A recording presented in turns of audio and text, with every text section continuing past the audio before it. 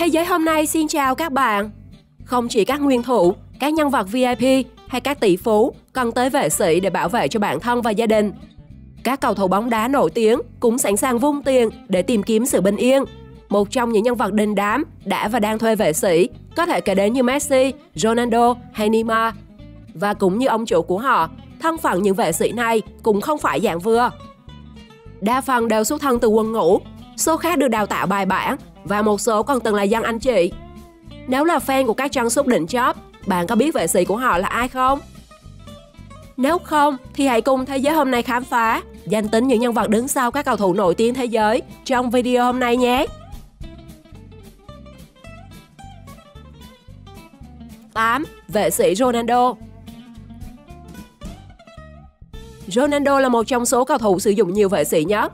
Năm 2013, Ronaldo gặp chấn thương đầu gối.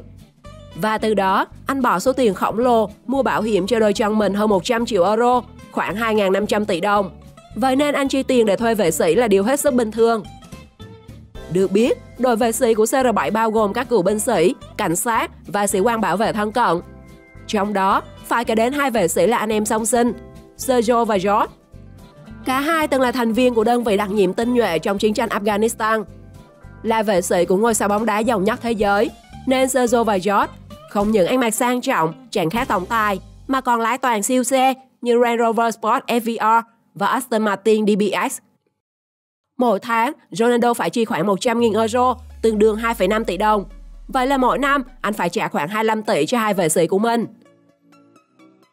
Trước hai anh em song sinh, CR7 gắn bó với tay đấm MMA Goncalo Salgado, người mà khiến bất cứ ai không dám đến gần Ronaldo bởi chiến tích cực khủng. Cựu võ sĩ MMA có 7 trận thắng và chưa biết thua là gì. Ngoài tay đấm MMA, chân sút người Bồ Đào Nha còn thuê Nuno Marcos, một võ sĩ đấu bò. Người này còn là một cựu lính dù và võ sĩ MMA, người đã bảo vệ gia đình các con anh như hình với bóng trong suốt thời gian tuyển Bồ Đào Nha dự World Cup tại Nga năm 2018. Mức lương Ronaldo hiện tại cao nhất thế giới khi con số lên đến 200 triệu đô một năm, khoảng 4.600 tỷ đồng.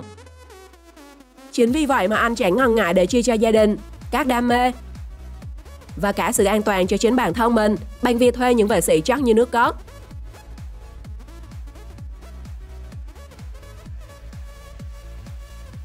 Bảy. Vệ sĩ Neymar. Năm 2017, sau khi gia nhập PSG theo bản hợp đồng đắt giá kỷ lục thế giới, Neymar nhanh chóng tìm cho mình vệ sĩ riêng. Nhân vật chuyên trách thường trực bảo vệ Neymar là tay võ sĩ nổi tiếng trên các võ đài võ tự do người Pháp, Nordin Tallet. Sau khi được thuê, Nordin đã đi theo Neymar như hình với bóng để bảo vệ an toàn cho tiểu Pele. Không những là một chân sút chính hiệu, Neymar còn là một tay chơi khét tiếng, khiến bao người phải ngã mù thán phục. Anh từng chi 500.000 đô, tương đương 11,5 tỷ đồng, để tổ chức buổi tiệc thác loạn bên cạnh 20 người đẹp, ngay trong thời điểm dịch Covid-19 bùng phát. Neymar hiện tại đã chuyển sang khoác áo Al Hilal với mức lương khổng lồ lên tới 160 triệu euro một năm. Cầu thủ người Brazil nhận được đãi ngộ sướng như vua khi sang Saudi Arabia thi đấu, như được cấp chuyên cơ riêng và một căn biệt thự sang trọng. Ngoài ra, Neymar cũng nhận được hàng loạt ưu đãi khác liên quan tới tiền bạc. 6. Vệ sĩ Messi. Nếu Ronaldo được Real Madrid mua bảo hiểm đôi chân chỉ giá 100 triệu đô, thì Messi bảo hiểm đôi chân lên tới 750 triệu đô. Anh là một trong số ít cầu thủ hiện tại mà vệ sĩ luôn đi theo như hình với bóng. Ngay cả trên sân bóng, vệ sĩ cũng đi theo sát một bước không rời. Vệ sĩ hiện tại của Messi chính là Yassin Choko, một cựu quân nhân Mỹ từng phục vụ ở Iraq và Afghanistan với tư cách là lực lượng đặc nhiệm siêu của Hải quân. Anh hiện có 173.000 người theo dõi trên Instagram, nơi Choko chủ yếu đăng các video về thói quen tập luyện đấm bốc và võ thuật của mình. Trước Yassin Choko, Messi từng thuê rất nhiều vệ sĩ khác, nổi tiếng nhất là trùm giang hồ Daniel Rojo. Một tay giang hồ từng gây ra hơn 500 vụ cướp ngân hàng, lấy đi tổng số tiền lên tới 40 triệu bảng Anh và từng nhiều lần phải bóc lịch. Ngoài ra, trong số những vệ sĩ của M10 còn có Hector Speranza, một chuyên gia thể hình, kiêm diễn viên kịch nghiệp dư. Nhưng trong thế giới ngầm ở Argentina, thậm chí là cả một số nước Nam Mỹ, Hector Speranza lại là một cái tên đáng nể và được kính trọng gọi là ngài Tito. Và số tiền mà Messi phải chi ra cho Tito trong việc bảo vệ an toàn cho bản thân và gia đình mình lên tới 800.000 euro một năm, tương đương 21 tỷ đồng.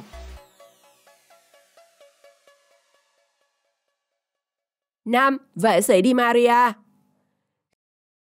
Khi còn khoác áo MU, gia đình Di Maria từng bị ba tên cướp đột nhập và lấy đi không ít đồ đạc có giá trị. Cũng từ đó, Di Maria bắt đầu thuê vệ sĩ trong chừng mình 24/24. Từ đó, bên cạnh anh và gia đình, luôn có 2 vệ sĩ theo sát. Từ việc đi chơi, nghỉ mát hay mua sắm. Tuy không nổi tiếng, nhưng vệ sĩ của Di Maria cũng là những người được đào tạo chuyên nghiệp, với lối làm việc bài bản, phản ứng nhanh nhẹn trong những tình huống mà thân chủ cần đến. Cả 2 vệ sĩ luôn sát cánh bên họ, sẵn sàng đứng ra đỡ đạn cho thân chủ trong trường hợp xấu nhất. Khi gia nhập PSG năm 2021, nhà của Di Maria lại tiếp tục bị trộm đột nhập, bắt vợ con anh làm con tin, khiến Di Maria phải bỏ dở trận thi đấu. Những kẻ đột nhập đã cướp đi hơn 500.000 euro, khoảng 13 tỷ đồng, cùng nhiều trang sức quý giá. Chính vì những vấn đề như thế này mà ngày càng có không ít những cầu thủ chịu chi cho việc thuê vệ sĩ để có thể an tâm mà thi đấu. 4. Vệ sĩ Mbappé. Mbappé là một trong ngôi sao hay nhất hiện tại trong làng bóng đá thế giới. Vì vậy mà khi gia nhập PSG, anh được những điều khoản mà không cầu thủ nào có được, như sử dụng máy bay miễn phí, được PSG cung cấp 3 nhân viên, gồm 1 nhân viên an ninh, 1 tài xế riêng và 1 đầu bếp riêng. Cùng với hình ảnh của tiền đạo 25 tuổi, không khó để bắt gặp anh luôn được vệ sĩ tháp tùng khi đi mọi sự kiện. Ngoài ra một lần xem tennis Pháp mở rộng, Mbappé được chính võ sĩ người Mỹ Mike Tyson tháp tùng đi xem. Còn tại lần đi nghỉ mát ở quê hương Cameroon của cha anh, tương lai nước Pháp được cả đoàn xe bọc thép và binh lính tháp tùng bảo vệ tầng ranh, không khác gì một chính trị gia tầm cỡ.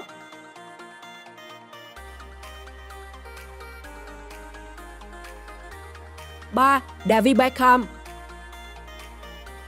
Không còn là cầu thủ, nhưng với giá trị tài sản hơn 450 triệu đô, hơn 10.350 tỷ đồng, David Beckham luôn là đối tượng nhắm đến của những tên tội phạm. Chính vì vậy, chủ tịch câu lạc bộ Inter Miami, David Beckham, luôn thuê 3 vệ sĩ riêng để bảo vệ cả gia đình. Mỗi tuần, anh đốt khoảng 15.000 đô, khoảng 300 triệu để trả lương cho vệ sĩ. Đặc biệt, cựu tiền vệ lừng danh này chỉ thuê những vệ sĩ chuyên nghiệp, có giấy phép sử dụng súng và phải có kinh nghiệm phục vụ ở môi trường cảnh sát hoặc quân đội. Một trong những vệ sĩ nổi tiếng và thân cận với gia đình Beckham nhất là Merrick McDonald. Anh từng có khoảng thời gian 16 năm phục vụ cho Hải quân Hoàng gia Anh trước khi chuyển ngành làm cảnh sát năm 1995.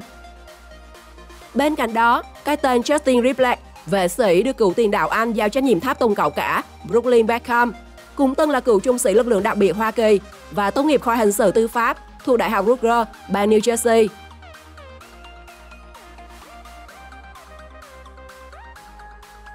2. Vệ sĩ của Jack Grealish.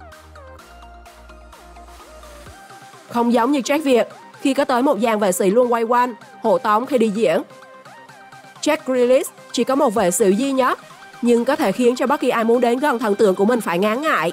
Cũng giống như phần lớn những vệ sĩ của các cầu thủ nổi tiếng khác, vệ sĩ của Jack Grealish đều là những người được đào tạo bài bản, chuyên sâu. Thông thường trong tầm mắt của họ, các fan hâm mộ rất khó có thể tiếp cận được thần tượng của mình. Nói đến Jack Grealish, anh là một trong những cầu thủ ăn chơi thác loạn nhất. Và sau khi ký hợp đồng Man City với mức lương mỗi tuần nhận sơ 300.000 bảng Anh, khoảng 9 tỷ đồng, anh càng ăn chơi lớn hơn. Điển hình năm 2022, anh chàng đã chọn Las Vegas để giải khoai với sơ 116 chai rượu các loại, chỉ khoảng 93.000 euro, tương đương hơn 2,4 tỷ, để thuê phòng VIP tại khách sạn, vui chơi cùng với các người đẹp chân dài. Và trong mọi khoảnh khắc, không khó để thấy vệ sĩ luôn theo cạnh Jack Grealish như hình với bóng, dù có đi ra nước ngoài hay ở tại Anh. 1. Vệ sĩ Mohamed Salah. Nếu hỏi cầu thủ nào chăm làm từ thiện nhất, chắc chắn câu trả lời sẽ là Mohamed Salah. Người dân quê Anh đặc biệt danh, anh là người hùng dân tộc, bởi sau khi nổi tiếng và có nguồn thu nhập cao, anh đã quay về hỗ trợ xây dựng quê hương phát triển một cách thần kỳ. Từ một ngôi làng nghèo đói nát rít, mọi thứ đều thiếu thốn, Mohamed Salah đã xây dựng trường học, bệnh viện, khu vui chơi, sân vận động để tặng người dân. Mỗi tháng, Salah còn chi thêm từ 2.000 đến 3.500 bảng Anh để giúp đỡ những hộ khó khăn trong làng. Và cũng vì tình yêu thương quê hương, nên vệ sĩ của anh cũng toàn là những con người vùng đất Ai Cập. Anh luôn tin tưởng người cùng quê hương sẽ làm tốt nhiệm vụ bảo vệ mình. Nhân vật vệ sĩ của Salah được công chúng biết đến là người đàn ông có tên Karim Abdul Kiko. Kiko đã bảo vệ Salah nhiều lần khi anh ở Ai Cập. Người đàn ông có thân hình cường tráng và đôi mắt sắc bén này luôn ở bên cạnh Mohamed Salah. Ngoài vai trò vệ sĩ, Kiko còn nhiều lần đóng vai trò là người phát ngôn của Salah.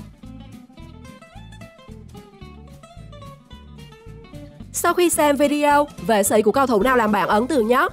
Hãy để lại câu trả lời trong phần bình luận, hoặc bạn có thể giới thiệu thêm về những vệ sĩ mà mình biết. Còn bây giờ, xin chào và hẹn gặp lại!